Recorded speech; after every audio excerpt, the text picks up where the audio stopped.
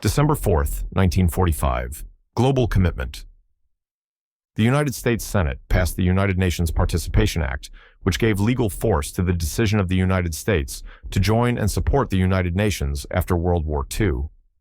The vote followed months of debate about the best structure for international cooperation, the need for collective security, and the lessons drawn from the failure of the League of Nations.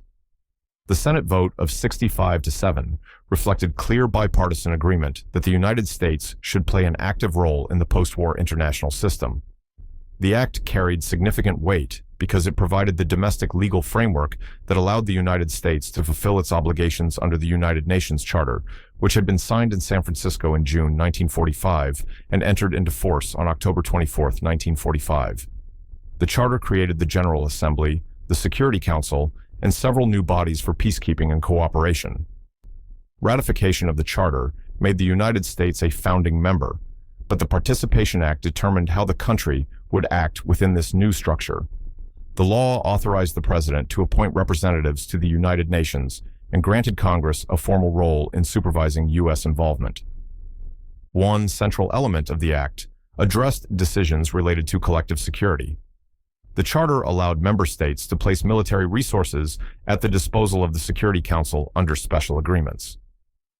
The Participation Act required the President to obtain congressional approval before committing U.S. forces under these agreements. This safeguard balanced support for the United Nations with constitutional limits on the use of American military power. It also signaled congressional intent to avoid the problems that had surrounded earlier debates about U.S. entry into the League of Nations in 1919 and 1920, when concerns about automatic military commitments played a major role in the Senate's refusal to ratify the Treaty of Versailles. The act also defined the structure of the U.S. mission to the United Nations. It authorized the appointment of a permanent representative with ambassadorial rank and created positions for deputies and advisors. These appointments required Senate confirmation. Through this mechanism, Congress ensured oversight of the diplomats who would represent the United States in the new institution. The law further specified how U.S. representatives would cast votes in the General Assembly and other organs, ensuring that their positions aligned with the policies of the President and the Department of State.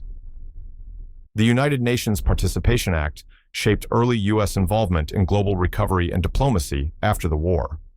As the United Nations developed relief programs, economic agencies, and committees dealing with human rights, the American mission used the authority granted by the Act to participate in debates and negotiations. The United States held a permanent seat on the Security Council, giving it influence in decisions involving sanctions, peacekeeping operations, and the admission of new members. The Act enabled these activities while preserving congressional control over the use of American armed forces. Passage of the Act also showed the shift in American public and political opinion. After the First World War, many Americans supported a foreign policy built on limited engagement, but the experience of the Second World War changed these views. Leaders from both parties argued that active involvement in international institutions was essential for stability and peace. President Harry S. Truman supported the Act as part of a broader foreign policy plan that included international economic cooperation, reconstruction aid, and support for collective security. The Act's significance became clear in the years that followed. The United States relied on its authority under the Act to participate in early United Nations missions and to help shape the structures that would form the basis of post-war diplomacy. When the Security Council considered action during the Korean War in 1950, the legal framework of the Act guided the U.S. role in the coalition formed under United Nations command. The Act also influenced later debates about peacekeeping, sanctions, and the responsibilities of permanent members of the Security Council. The United Nations Participation Act of 1945 stands as a major legal and political step in the development of U.S. foreign policy. It showed clear intent to work through international agreements and to support global security while maintaining constitutional controls on military action. The Act linked American leadership with cooperation through a new institution that aimed to reduce conflict and strengthen dialogue among nations.